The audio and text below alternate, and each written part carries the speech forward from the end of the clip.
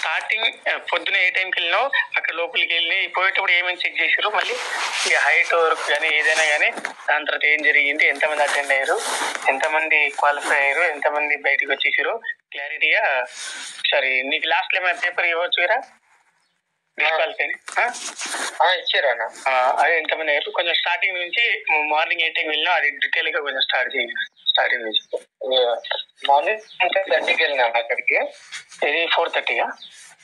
3:30. Okay. 3:30కి వెళ్ళి అక్కడే చాలా మంది నాకంటే ముందు వచ్చిన వాళ్ళు కూడా వెయిట్ చేస్తా ఉన్నారు. అదే 5కి లోపల పంపిస్తారు కదా. యాక్చువల్ గా వాళ్ళు వచ్చి గేట్ ఓపెన్ చేసింది అయితే 4:30. 4:30 ఓపెన్ చేశారు. 4:30 ఓపెన్ చేసారు.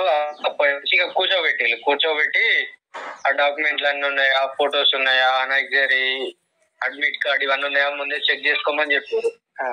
సెంటర్ ఏంటి? చంద్రగుంటారా? చంద్రగుంట కన్నా హక్కింపేట సెంటర్. అన్ని చెక్ చేసుకునేసరికి ఆల్మోస్ట్ 1 అవర్ పట్టింది.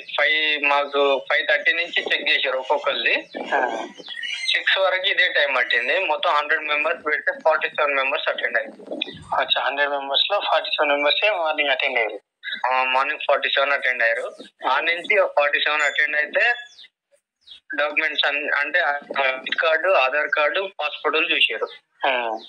చూసి లోన్ అలౌ చేసిన తర్వాత మళ్ళీ ఒక చోట కూర్చోబెట్టిన తర్వాత మళ్ళీ బస్ వచ్చి వ్యాన్ వచ్చి ఎక్కించుకోబోతే గ్రౌండ్ అక్కడికి పోయిన తర్వాత ఆడ మళ్ళీ కూర్చోబెట్టారు.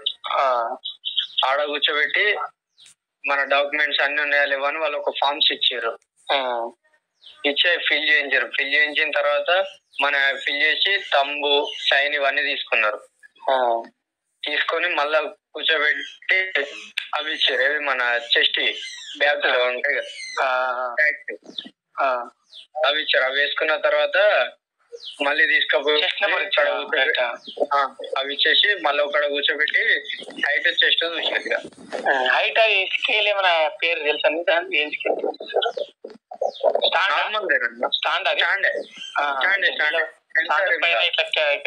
క్యాప్ లెక్క ఉంటుంది. పైన క్యాప్ లెక్క ఉండి ఇట్లా తల మీద పెడతారు ఇట్లా. ఓకే. తల మీద పెట్టేసి స్టాండ్ రూల్ అంటే రూల్ ప్రకారమే చూస్తున్నారు అన్న, నార్మల్ గా ఏం చూడట్లేదు. 170 అంటే 170 కింద తక్కువ ఉన్నా కూడా పక్కన కూర్చోబెడుతుంటారు. 169.5 ఉన్న వాళ్ళని కొంచెం అటు ఇటు ఉన్న వాళ్ళని ఎందుకన్నా మంచి అని అట్లా పక్కన కూర్చోబెట్టి మళ్ళీ ఇంకొకడ కూడా ఇదే పెట్టారు.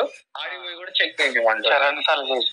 2 సార్లు ఒకవేళ వాళ్ళ సేమ్ టైం 2 సార్లు వాళ్ళ 169 ఇట్లా ఉంది అనుకో రిజెక్ట్ చేస్తున్నారు. ఇక లేదు కొంచెం అక్కడ 170 వచ్చి ఫస్ట్ చేసిన అక్కడ 169.5 వచ్చింది అనుకో మళ్ళీ ఇంకోసారి కూడా చేస్తున్నారు.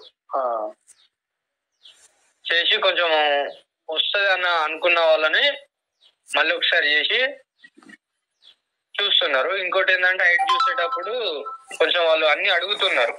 ఎట్లా అంటే మన కాన్సన్ట్రేషన్ దెబ్బతీసేటట్టు. ఏం పేరు, నువ్వు ఎక్కడి నుండి వచ్చినావు, నీకు ఎన్ని ఇయర్స్ ఉంటాయి, ఇట్లా అడిగి ఇట్లా 1 2 కౌంట్ చేపిస్తున్నారు.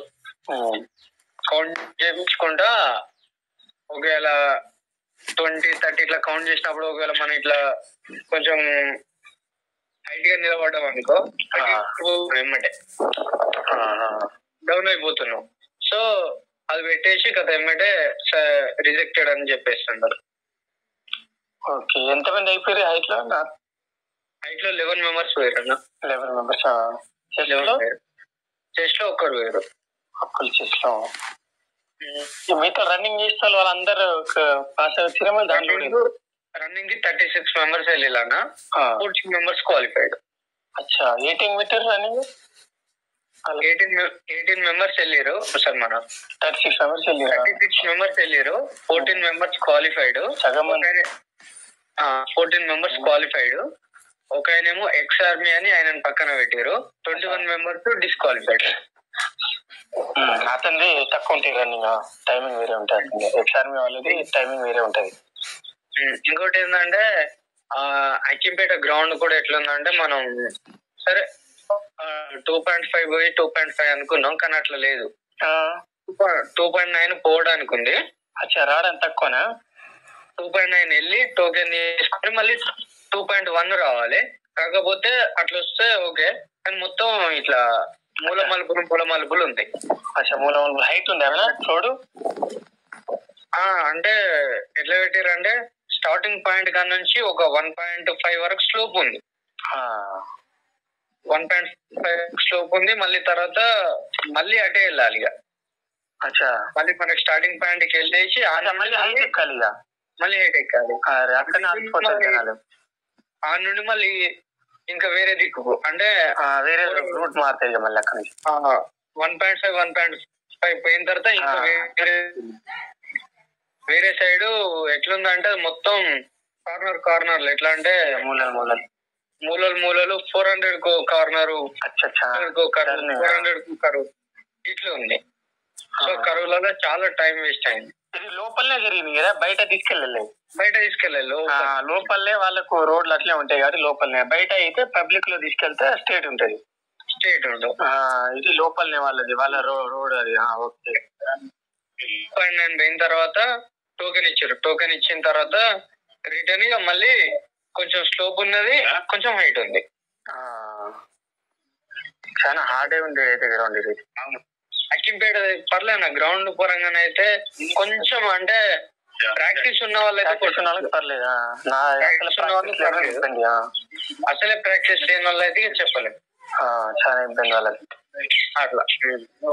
ఇక గ్రౌండ్ అయిపోయిన తర్వాత క్వాలిఫైడ్ అయిన వాళ్ళు ఒక సైడ్ పెట్టారు, డిస్క్వాలిఫై అయిన వాళ్ళు అందరినీ ఫోటో తీసుకున్నారు. మళ్ళీ కూర్చోబెట్టి వాళ్ళకి డీజీపీ సార్ వచ్చేసి వాళ్ళకి ఎట్లా అంటే మోటివేషన్ లెక్క మళ్ళీ కూర్చోబెట్టి, బాబు మీరేం బాధపడొద్దు, నెక్స్ట్ ఇప్పుడు మళ్ళీ నోటిఫికేషన్ ఉంది కదా, అప్లై చేసుకున్న వాళ్ళు అయితే ఓకే, అప్లై చేసుకున్న వాళ్ళు ఇప్పుడైనా అప్లై చేసుకోండి. మీకు అందరు పోయింది కూడా మళ్ళీ ఒక 300-200 లోపే లాస్ట్ మూమెంట్ లోనే పోతారు. మధ్యలో లాస్ట్ మూమెంట్ లోనే మనం డిస్క్వాలిఫై అవుతాం. టైమింగ్ 300 లోపే డిస్క్వాలిఫైడ్ అయ్యారు. అవును, లాస్ట్ మూమెంట్ లోనే అవుతుంది అంత. మీరు ఎంతో పోలేదు, చాలా దగ్గరలోనే పోయారు. కాకపోతే మీరు ఏం చేయండి అంటే మీరు 5 km అంటే 5 km అనే పెట్టుకోకండి గ్రౌండ్ ప్రాక్టీస్. ఇప్పుడు 10 km ప్రాక్టీస్ ఇప్పుడు పోయిందని కాదు, మళ్ళీ మీరు ప్రాక్టీస్ ఇప్పుడు పోయిందని కాదండి, మళ్ళీ మీరు రోజు నార్మల్ 5 km ఇట్లా ప్రాక్టీస్ చేసుకోండి. రోజు నార్మల్ 5 km ఇట్లా ప్రాక్టీస్ మళ్ళీ ఎగ్జామ్ అయిపోగానే 10 km ప్రాక్టీస్ చేయండి. మళ్ళీ ఎగ్జామ్ అయిపోగానే 5 km ప్రాక్టీస్ చేయండి. ప్రాక్టీస్ చేస్తే మీరు 5 km ఇట్లా కొంచెం సజెషన్స్ ఇచ్చి కొంచెం కౌన్సిలింగ్ లేక సజెషన్స్ ఇచ్చి కొంచెం బాధపడద్దు, మోటివేషన్ అయిపోగానే మీకు నోటిఫికేషన్ కాబట్టి ప్రాక్టీస్ చేయండి ఇట్లా చెప్పేసి పంపించారు అన్నయ్య. ఏం కాదు, 10 km అప్లై చేసుకో. ఇప్పుడు నుంచే గ్రౌండ్ కూడా కంటిన్యూ ఇంట్లోనే డైలీ ఇంటికన్నా ఉన్నప్పుడు ప్రాక్టీస్ చేస్తుండే. ఏం కాదు అప్లై చేసుకో. ఇప్పుడు ఆర్పిఎఫ్ ఏమైనా చేసినా